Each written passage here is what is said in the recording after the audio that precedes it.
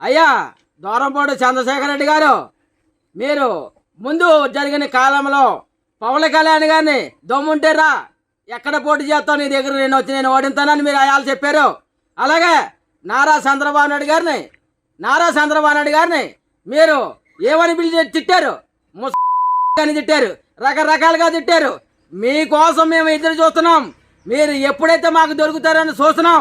రండి, పిఠాపురం నియోజకవర్గంలో పోటీ చేయడానికి పవన్ కళ్యాణ్ గారు సిద్ధంగా ఉన్నారు కాబట్టి, మీరు ఓడిస్తా ఉన్నారు కాబట్టి పిఠాపురం నియోజకవర్గానికి మీకు సత్తా ఉంటే రండి. మేము బీసీలు అందరం సత్తాగా సిద్ధంగా ఉన్నాం నెగ్గించడానికి. అయ్యా దూరపూడి చంద్రశేఖర్ రెడ్డి గారు, మీరు ఏదో ప్రభావం అయ్యో మీ ఇష్టం చెప్పారు కదా, మీకు దమ్ముంటే పిఠాపురం రండి. పవన్ కళ్యాణ్ గారిని ఓడిస్తానని వాళ్ళు మీరు చిటికి ఎలాగైతే చేశారో, మీ పక్క నియోజకవర్గంలోనే పవన్ కళ్యాణ్ గారు పోటీ చేస్తున్నారు. రండి మీకు దమ్ముంటే అని. అలాగే అయ్యా ముద్రగడ పద్మనాభం గారు, మీరు ఎన్నో రకరకాల ఉద్యమాలు చేశారు.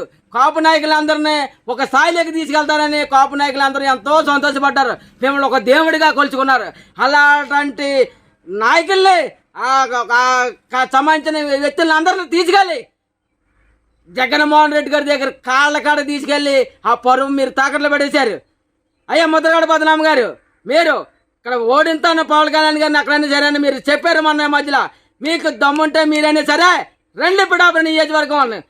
పవన్ కళ్యాణ్ గారిని ఓడించే సత్తా ఎవరు కానీ రండి పిఠాపురానికి. ఏమైనా సరే మీకు జిల్లాలో ఏ ఒక్క నాయుడికి సత్తా లేక మిథున్ రెడ్డి అన్న వ్యక్తిని పిఠాపురం నియోజకవర్గం తీసుకొచ్చి పెట్టడానికి మీరు సిద్ధపడ్డారు. మీ జిల్లాలో నాయకులకి ఎవరికి సత్తా లేదని అర్థమైపోయింది ప్రజలకు అందరికీ.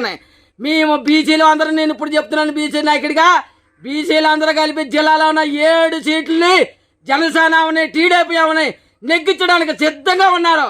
అలాగే పార్లమెంటు సీటు గట అతి భారీ మెజార్టీలో ఎవరికి సీట్ ఇచ్చినా అతి భారీ మెజార్టీలో నెగ్గించడానికి సిద్ధంగా ఉన్నారు. అలాగే ఉదయశ్రేణి గారు ఎంపీ క్యాండిడేట్గా ప్రకటించారన్న సంగతి మాకు తెలిసిందే.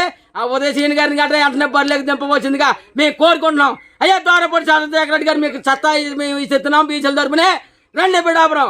అయ్యా ముద్రగడ పద్మనాభం గారు, మీరు ఓడిస్తామని మీరు ఏదో ప్రభావాలు చెప్పారు కాబట్టి మీరైనా రండి సార్ ఇక్కడికే. మీరు సిద్ధంగా ఉన్నాం. మీరు దమ్ముంటే ఎవరైనా సరే రండి అని నేను కోరుకుంటూ సెలవు తీసుకుంటున్నాను.